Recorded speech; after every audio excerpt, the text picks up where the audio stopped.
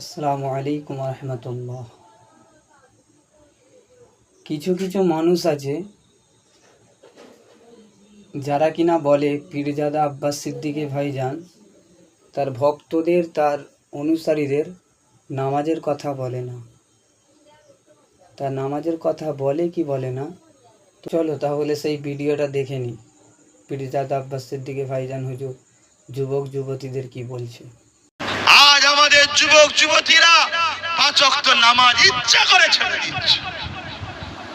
এমনও ছেলে আছে সারা মাসে হয়তো একবারও নামাজ পড়ে না। এমনও ছেলে আছে তুই ঈদ ছাড়া নামাজ পড়ে না।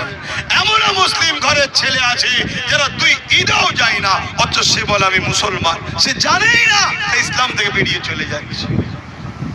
এ যুবকরা, ভুল করছো, পরিবর্তন হোক।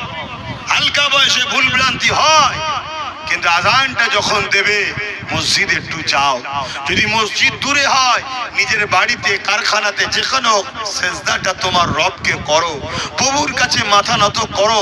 তুমি যদি তোমার এই কপালটা তোমার স্রষ্টার সামনে নত করতে পারো, পৃথিবীর কারো কাছে তোমার স্রষ্টা তোমার মাথাকে নত হতে দেবে না। জোরে বলুন সুবহানাল্লাহ। এই মাথার জিম্মা তিনি নেবে যে এটা আমার কাছে